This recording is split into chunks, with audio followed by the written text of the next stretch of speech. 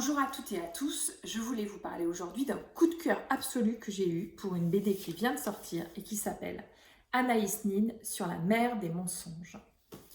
Alors, je suis fan de BD, j'en lis très régulièrement et c'est rarissime que j'achète une BD à sa sortie. Il y a quelques exceptions à ça, mais globalement, tout ça pour vous dire que cette BD je l'attendais en fait. Alors je ne connaissais pas Léonie Bishop, j'ai découvert qu'elle était en train de faire une BD sur Anaïs Nin très récemment, mais clairement cette BD me donne envie de découvrir le reste de son travail parce qu'elle a fait un travail phénoménal sur cet univers. Alors déjà je vais vous parler d'Anaïs Nin pour ceux qui ne la connaissent pas. Moi j'ai lu un de ses journaux, dans ce recueil-là il y a plusieurs journaux, moi j'ai lu celui qui s'appelle Inceste. Donc ça vous met tout de suite dans l'ambiance. L'univers d'Anaïs Nin, déjà c'est des journaux pour la plupart, même si elle a écrit un petit peu des nouvelles érotiques et même des romans, enfin un roman en tout cas, il me semble. Mais elle est vraiment connue pour être diariste, comme on dit, enfin je ne sais pas comment on prononce ça, mais voilà, pour écrire des journaux. Donc moi c'est sous cet angle-là qu'elle m'intéressait, puisque je suis une grande adepte de l'écriture de journal, comme vous le savez sur mon blog.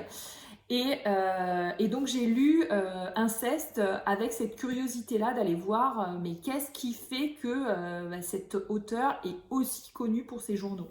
Et en fait, donc elle a développé un univers très particulier où en fait elle a rapidement décidé de faire de son journal son œuvre littéraire. Et donc, ce n'est plus uniquement un journal intime, mais c'est aussi et surtout une œuvre littéraire, c'est-à-dire une œuvre qui mêle à la fois la réalité, la fiction, on ne sait plus très bien, le fantasme. Elle est vraiment autour du fantasme.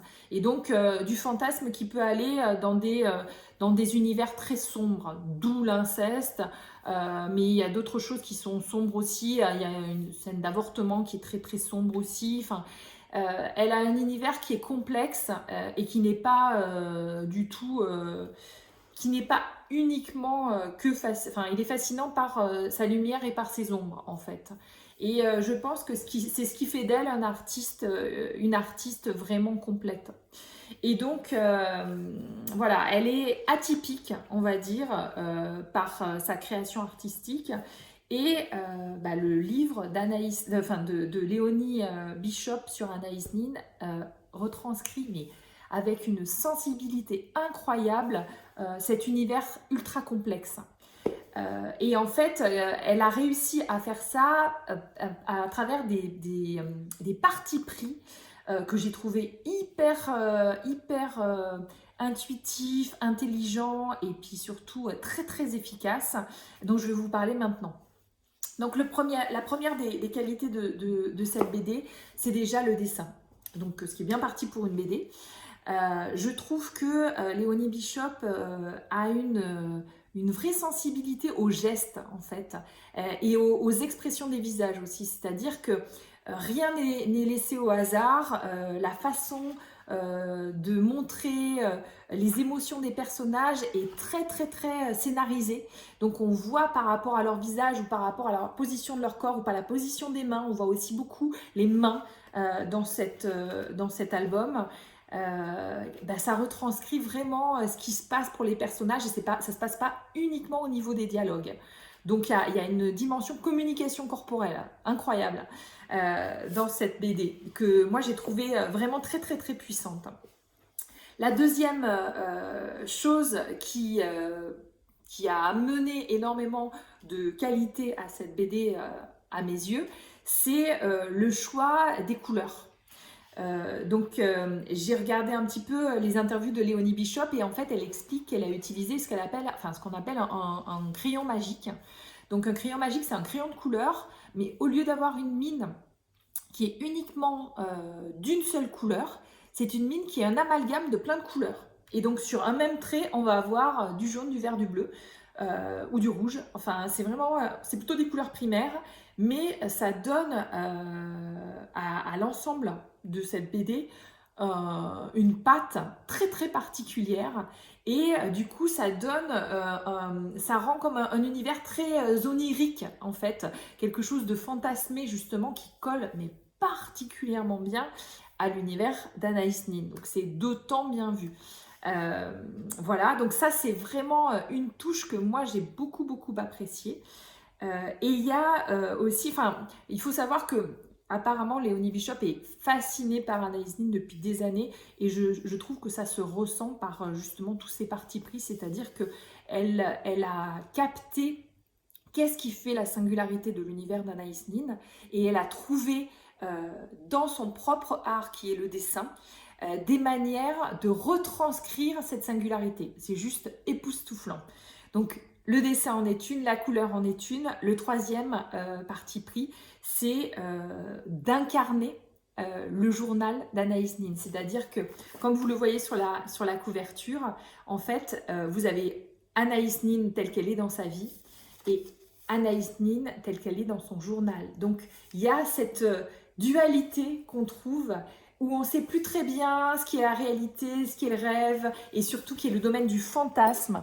Donc ça, c'est vraiment quelque chose de très important dans l'univers d'Anaïs Nin, et qui est très bien retranscrit dans cette BD, et qui donne une âme en plus au journal, qui donne une vie propre au journal, et ça, c'est hyper enthousiasmant quand on le lit. Moi, j'ai adoré cette partie-là. Et enfin, le dernier aspect dont je voulais vous parler, c'est la sensualité. Parce que Anaïs Nin, dans son propre cheminement, elle est à la fois à la recherche de son âme d'artiste, mais elle est aussi à la recherche de sa propre sensualité. D'ailleurs, je pense que pour elle, les deux font un petit peu corps, c'est-à-dire sa sensualité nourrit sa dimension artistique et inversement. Donc c'est ça aussi qui la pousse à la subversion, c'est-à-dire qu'elle est assoiffée d'expérience, elle veut dépasser ses propres limites, quitte à faire des choses qui sont moralement discutables, voire totalement glauques. Donc cette sensualité, elle fait partie de l'univers d'Anaïs Nin. Et outre cette fluidité avec laquelle Léonie Bishop décrit les mouvements qui participent à cette sensualité, elle a aussi eu l'idée de incarner là aussi la sensualité sous la forme de fleurs. Et c'est pas n'importe quelle fleur, elle a choisi, je crois que c'est des chrysanthèmes en fait. En tout cas, c'est des fleurs, c'est pas les petites fleurs choupinoutes comme dans un univers manga, c'est plutôt des fleurs un peu sulfureuses, voluptueuses, voilà. Et ça permet d'exprimer vraiment tout ce potentiel, toute cette énergie sensuelle que Anaïs Nin exprime dans ses journaux et dans sa vie, et de manière vraiment hyper poétique et hyper puissante. Donc voilà, j'ai pas de mots plus forts pour vous décrire cette BD. Ça faisait longtemps que j'avais pas lu une BD aussi complète, enfin en tout cas qui me touchait autant. Je trouve qu'elle a réussi à